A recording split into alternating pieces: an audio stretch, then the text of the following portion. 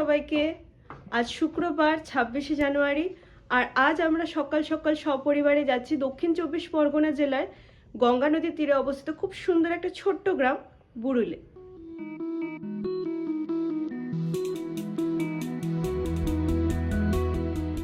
বুড়ুল জায়গাটা হয়তো অনেকের কাছেই অচেনা। দক্ষিণ ২৪ পরগনা জেলার নোদাখালী থানার অন্তর্গত একটি সবুজে ঘেরা ছোট্ট গ্রাম বুড়ুল।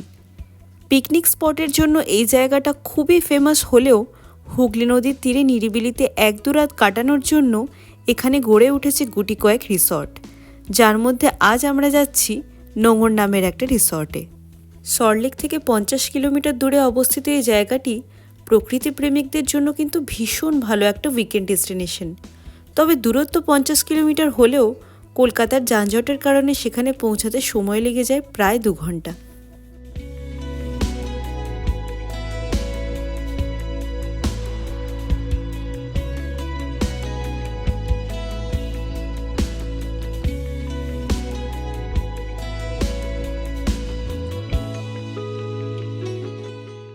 জোকা পেরিয়ে ডান দিক নিয়ে অনেকটা পথ পাড়ি দিয়ে বাবা বড় কাছারি মন্দিরের এন্ট্রান্স গেট পেরোতেই পড়লাম বুড়ুল রায়পুর রোডে। গন্তব্যে পৌঁছাতে আর মাত্র ৩০ মিনিটের অপেক্ষা।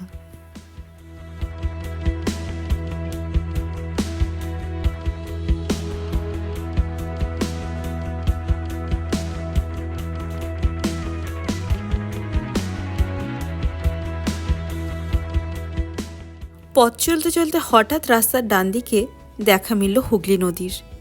জানুয়ারি মাস এখনও শেষ না হলেও কলকাতায় এখন শীত প্রায় শেষের দিকে। দিনের বেলায় চড়া রোদ উঠলে আর গায়ে গরম জামার প্রয়োজন হয় না তেমন। আর সেই গরমের মধ্যেই হুগলি নদীর শীতল স্নিগ্ধ হাওয়া গায়ে এসে লাগতেই যাত্রাপথের সমস্ত ক্লান্তি দূর হয়ে মনটা যেন জুড়িয়ে গেল।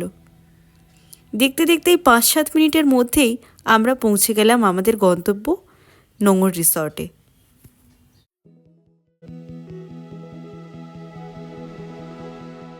রিসর্টের ভেতরেই রয়েছে গাড়ি পার্কিংয়ের সুব্যবস্থা। গাড়ি থেকে নেমে চারিদিকে চোখ বোলাতেই বুঝলাম খুব একটা বিশাল না হলেও জায়গাটা বেশ ছিমছাম, সুন্দর এবং সাজানো গোছানো।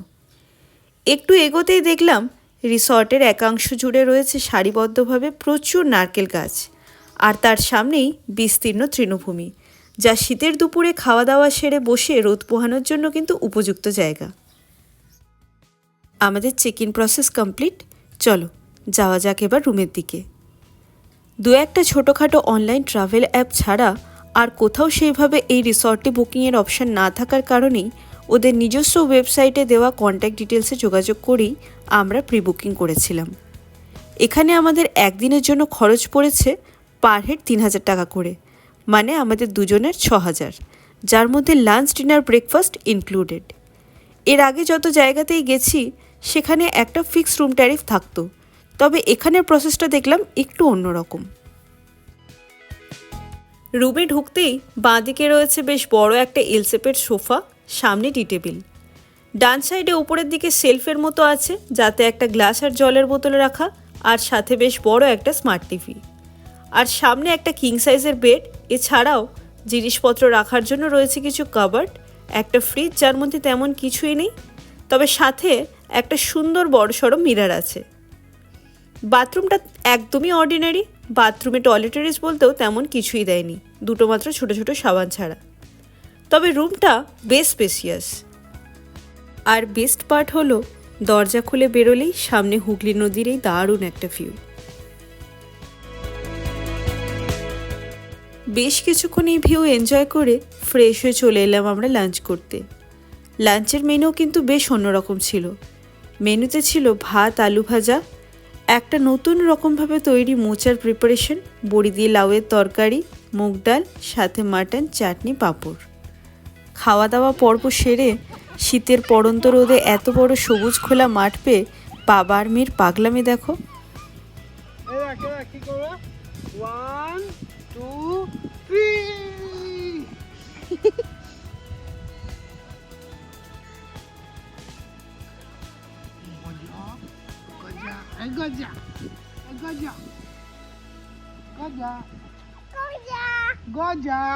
যাকে ওরা এদিকে মজা করুক, তোমাদের ততক্ষণ রিসর্টটা ঘুরিয়ে দেখাই।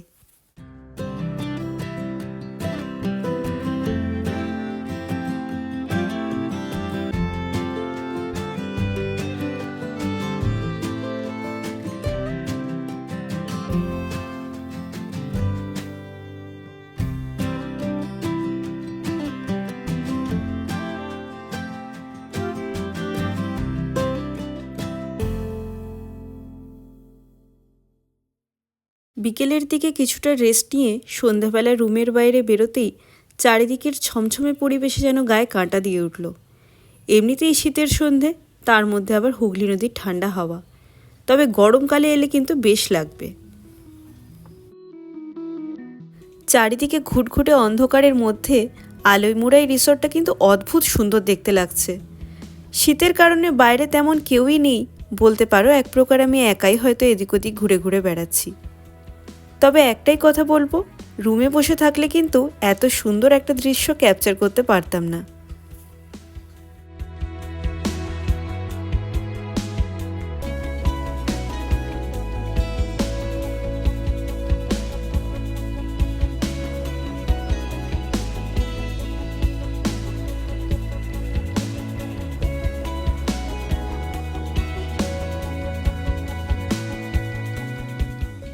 রাতের ডিনারও কিন্তু খারাপ ছিল না।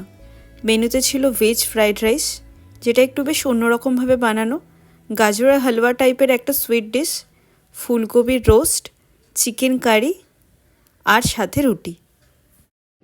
শুভ সকাল সবাইকে। আজ 27শে জানুয়ারি, বাজে এখন সকাল 8:30 মতো। আর সকাল সকাল ঘুম থেকে উঠেই আজকে আমি চলে এসেছি বাইরে। আজ ফিরে যাওয়ার আগে তোমাদের সাথে এই সুন্দর ভিউটা আবারও একবার শেয়ার করব বলে।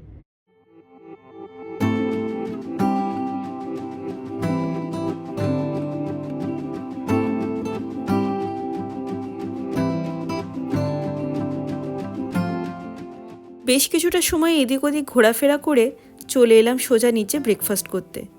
ব্রেকফাস্টে ছিল সাদা আলুর তরকারি, লুচি আর সুজির বরফি। তবে ব্রেকফাস্টে একটু চা, টোস্ট, ডিম সেদ্ধ ইত্যাদি থাকলে আরও ভালো হতো।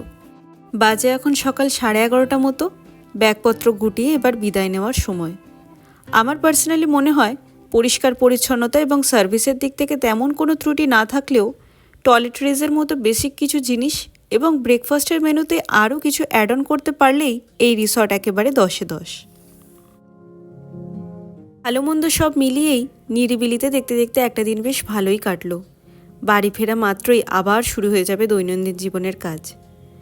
যাই হোক, উইকেন্ড ট্রিপ স্পেশাল এই ভিডিওটা তাহলে এই অবধি রাখছি। কেমন লাগলো অবশ্যই কমেন্টে জানিও। ভালো লেগে থাকলে একটা লাইক করো, আর ভিডিওটা যদি ইনফরমেটিভ মনে হয় বন্ধুদের সাথেও শেয়ার করো। আর ছেড়ে যাওয়ার আগে অবশ্যই চ্যানেলটাকে সাবস্ক্রাইব করে আমার পাশে থেকো। Thank you.